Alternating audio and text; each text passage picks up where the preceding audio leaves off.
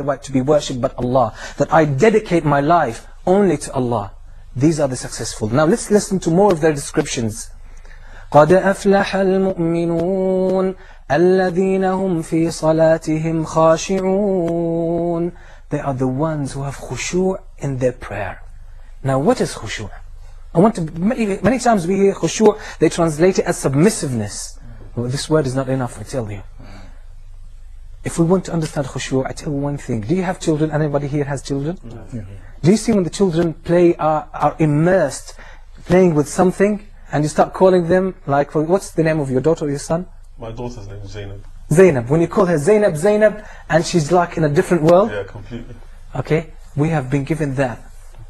We were born with that concentration, that khushuu. We really were born with that. And you know, anyone who's successful, anyone who really excels, you know, they have this trait, concentration, perfect concentration. When they are immersed in work, you can't get them out.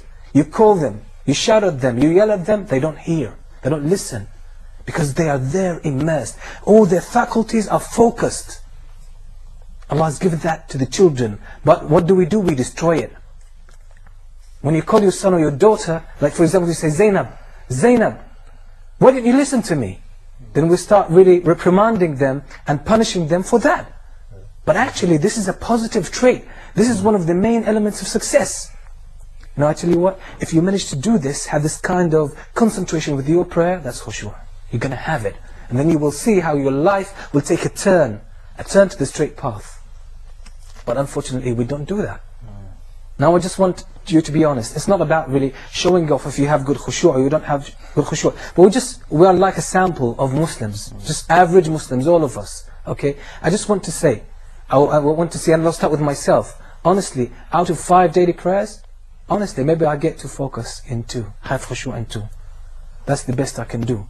Maybe some days are exceptional, yes, but I'm talking about generally.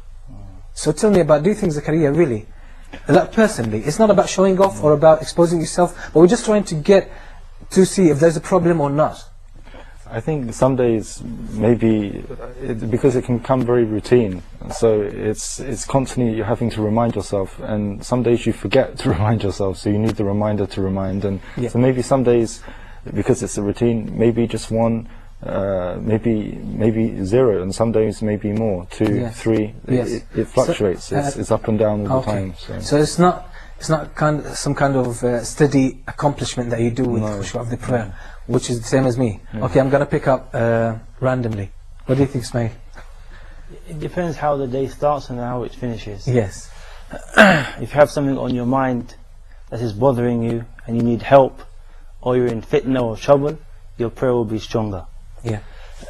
If you're just concerned with the worldly issues on that day, then you'll be far away from khushuu. Okay, well, okay, let me answer for you. Then basically, most of the time we're busy with making a living and looking after our families, our children, and trying to get a better job, trying to get a better accommodation, trying to improve our status. And basically, what we do, we lose a lot of our prayer. We lose a lot of our prayer. We lose a lot. Okay, let's carry on with the verse. Let's see if we really pray with khushuu, what's going to happen to us, and how it's going to change our lives and change our achievements, our accomplishment, our performance, and everything we do with your family, at work, with the people around you, in your society, even your perception of this world, even your perception of your own goal, of your own mission in this life, what you can do, what you can contribute to humanity in general. And you know, from the early times, the Muslims, when they prayed, you couldn't even take them out of the prayer. I just want to mention here one example before we carry on with the verse. The Prophet ﷺ was in an expedition, a military expedition. They were out in the desert, and they went to face that army, but the other army ran away. Then they were coming back to Medina, and they were camping just to spend the night in one valley. And they left 2 of the companions guarding the army. So they decided one of them will sleep the first half of the night, second one would remain awake. Then they would swap. So what happened, one of them was praying, and 2 people sneaked from the enemy, and they shot him with an arrow. And what happened, he was praying, and he took that arrow and put it aside and kept on praying. Then he got another one, and he kept praying. Then he finished the prayer, then he started waking up his friend. anyway, they started looking for the people who sneaked in. They couldn't find them, they ran away. But he said to him, why didn't you wake me up when you were first shot? Why didn't you wake me up? You could have killed yourself. He said, Akhi, I was praying. I was standing before Allah and I was reciting some verses, and really I wish that my soul is taken away rather than leaving the prayer at that moment. I just couldn't. I just couldn't. Could you imagine, what impact could the prayer really have if we have this kind of concentration? So this is what Allah describes the believers as that. الَّذِينَ هُمْ فِي صَلَاتِهِمْ خَاشِعُونَ. Okay, what happens if you have khushoo in the salah, in the prayer? You know what happens? Our societies will change, will be better, we will have a better quality life. Because what will happen? Allah says, الَّذِينَ هُمْ فِي صَلَاتِهِمْ خَاشِعُونَ وَالَّذِينَ هُمْ عَنِ اللَّغْوِ مُعْرِضُونَ. They are the ones, they turn away from idle talk. Any words in which there is no benefit, they turn away from that. They look for what is beneficial, what helps them in the matters of the religion, of their relationship with Allah. They look for the things that help them in their life, really, the things improve the quality of their lives. So they turn away from idle talk. Anything that is not beneficial, they turn away from that. Why? All of this because of the concentration with the prayer. Then what? وَالَّذِينَ هُمْ لِأَمَانَاتِهِمْ وَعَهْدِهِمْ رَاعُونَ. They are the ones who are watchful, who are considerate to their contracts and their agreements. So if we want to improve the quality of work, the efficiency, that half an hour, push it up to 8 hours, which should be the case, we can do that with the prayer, because it has this impact. Now how do we get to that? We have to get this kind of khushoo. Think with everything you say.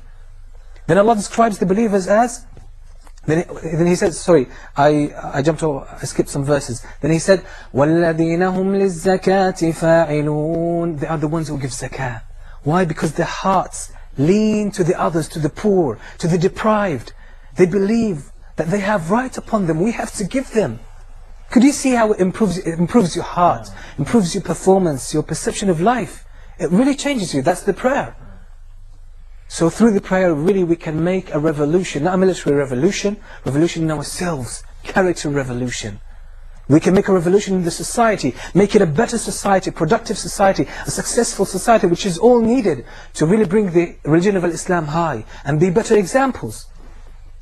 وَالَّذِينَ هُمْ لِلزَّكَاةِ فَاعِلُونَ وَالَّذِينَ هُمْ لِفُرُوجِهِمْ حَافِظُونَ إِلَّا عَلَى أَزْوَاجِهِمْ أَوْ مَا مَلَكَتْ أَيْمَانُهُمْ فَإِنَّهُمْ غَيْرُ مَلُومِينَ. What does it do? It makes them guard their private parts. Decency, chastity. It gives them honor. So they don't indulge into fornication, into evil actions. It gives them honor and chastity. This is the prayer. So imagine a community or a society with these beautiful traits. Then Allah says, as the verse that we said, they are the ones who watch or who consider, and they stand for their covenants and their agreements. Then Allah says, وَالَّذِينَ هُمْ عَلَى صَلَوَاتِهِمْ يُحَافِظُونَ. He sealed that again with the ones who preserve their prayer, establish their prayer as they should do it. So this is like a capsule of the characters of the Muslims, starting with the prayer and ending with the prayer. Then what is the dwelling for these people? What is the end for these people? Where are they going to wind up? Allah says, أُولَٰئِكَ هُمُ الْوَارِثُونَ. أُولَٰئِكَ هُمُ الْوَارِثُونَ الَّذِينَ يَرِثُونَ الْفِرْدَوْسَ هُمْ فِيهَا خَالِدُونَ. These are the